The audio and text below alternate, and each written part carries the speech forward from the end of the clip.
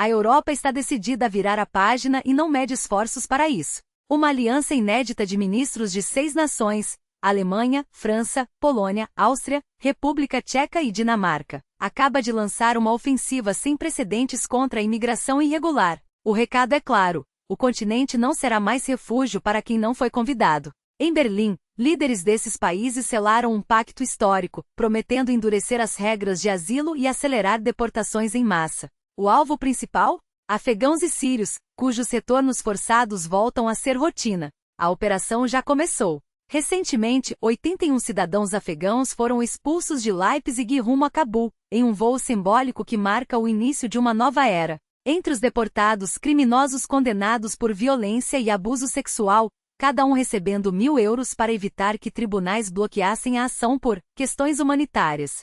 Fizemos isso com apoio estratégico, mas no futuro queremos agir sozinhos, inclusive enviando pessoas de volta à Síria e ao Afeganistão, declarou um dos ministros. A mensagem é firme: a Europa não tolerará mais o peso da migração descontrolada, que alimenta divisões sociais e enfraquece suas democracias. Enquanto isso, na Ucrânia, a guerra entra em uma fase crítica.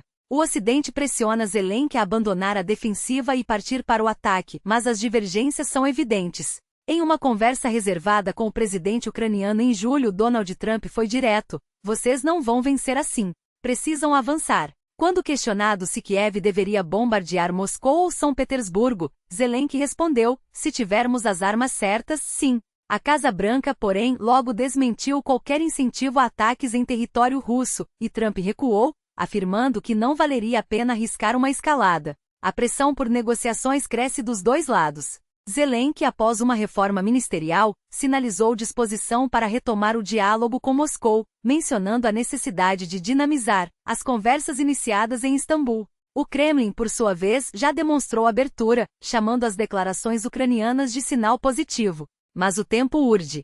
Enquanto isso, a população russa dá sinais de cansaço. Pesquisas recentes revelam que 64% dos cidadãos defendem a busca por uma solução pacífica, o maior índice desde o início do conflito. Apenas 31% apoiam a continuidade dos combates, com a resistência concentrada entre homens acima de 55 anos.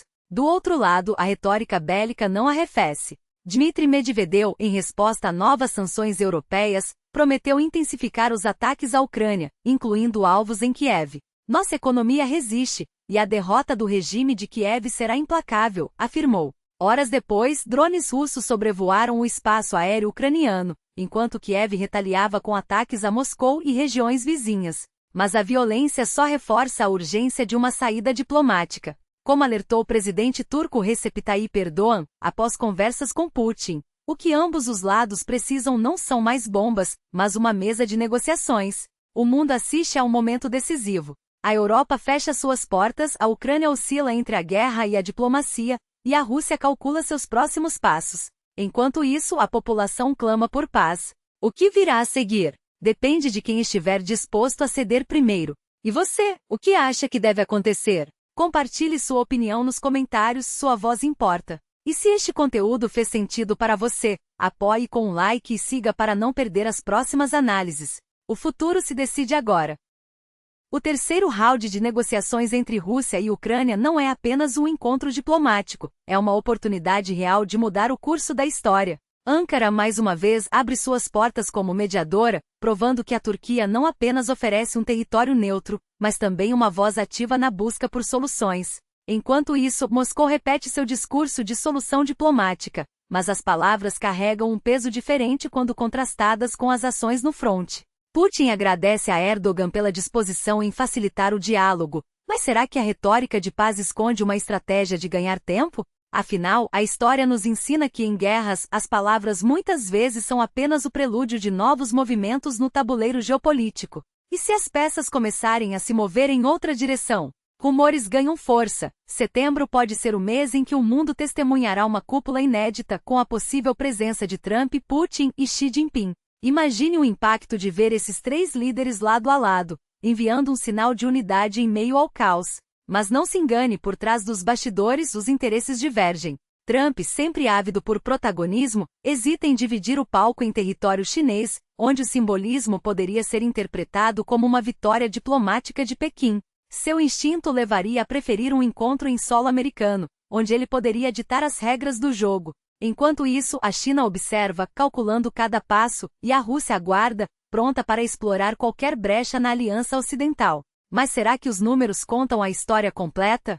Pesquisas recentes em centros de pesquisa ocidentais apontam para uma Ucrânia exausta, com a confiança em Zelensky em queda livre. Os dados são claros: a população está cansada da guerra, a corrupção mina a credibilidade do governo, e a mobilização forçada, apelidada de bussificação, gera revolta nas ruas. Enquanto isso, Kiev enfrenta dois inimigos com o mesmo nome, Vladimir. Um destrói o país de fora com bombas e invasões, o outro de dentro com autoritarismo disfarçado de medidas de guerra. A ironia? Tudo isso acontece com financiamento ocidental. O que deveria ser uma democracia resiliente se transforma, aos poucos, em um regime que silencia opositores, persegue ativistas e concentra poder nas mãos de poucos.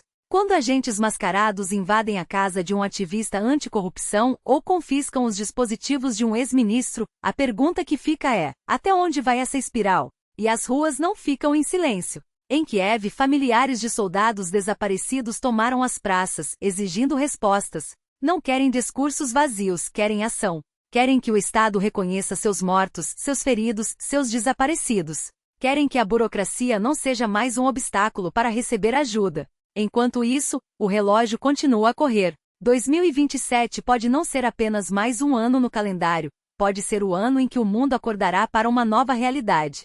Generais americanos soam um alarme. Rússia e China estão sincronizadas, prontas para atacar em duas frentes. Se Pequim decidir avançar sobre Taiwan, Moscou não hesitará em abrir uma segunda frente na Europa, talvez mirando os países bálticos ou a Escandinávia. E o Ocidente? Está preparado?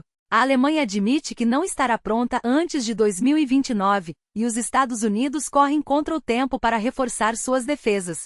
Enquanto isso, Putin e Xi observam, calculando cada fraqueza. A pergunta que não quer calar: estamos à beira de um conflito global? As datas mudam, as ameaças se multiplicam, mas uma coisa é certa: o mundo não pode mais se dar ao luxo de ignorar os sinais. Cada dia sem ação é um dia a mais para que os planos dos adversários se consolidem. E você, o que acha? Acredita que 2027 será o ano da virada? Ou tudo não passa de especulação? Deixe sua opinião nos comentários, sua voz pode ser o primeiro passo para uma discussão que o mundo precisa ter. E se este conteúdo fez você refletir, apoie com um like e siga para não perder as próximas análises. O futuro não espera, e nós também não podemos. Eis o que está em jogo. Enquanto o mundo assiste distraído, as peças no tabuleiro geopolítico se movem com precisão cirúrgica. O que você acabou de ver não é apenas um exercício militar, é um recado claro, uma demonstração de força que ecoa além das fronteiras do Uzbequistão. Helicópteros russos rasgando os céus, drones eliminando alvos com precisão milimétrica, tropas coordenadas como uma máquina de guerra bem lubrificada. Tudo isso não acontece por acaso. É um aviso. Mas aviso para quem? Para os que ainda acreditam que as tensões globais são apenas manchetes passageiras. Para os que pensam que a estabilidade é um direito adquirido, e não um equilíbrio frágil que exige vigilância constante. As manobras Anchor Leak 2025 não são um simples treinamento, são um ensaio para o que vem pela frente. E se hoje o inimigo condicional é apenas um alvo no polígono, amanhã pode ser algo muito mais real. A Rússia não está brincando. E o Uzbequistão, ao abrir suas portas para essa demonstração de poder, sinaliza que está pronto para jogar duro. Mas será que o Ocidente está prestando atenção? Será que as potências ocidentais entendem que cada movimento no xadrez eurasiático redefine o futuro da segurança global? Ou continuam acreditando que diplomacia vazia e sanções simbólicas serão suficientes para conter o que está por vir? O relógio não para. E enquanto alguns ainda debatem se 2027 será o ano da virada, outros já estão se preparando para ela. A pergunta é: de que lado você quer estar quando o jogo começar de verdade? Compartilhe, discuta, questione, porque o silêncio nesse caso é conivência. E o mundo não pode se dar ao luxo de mais conivências.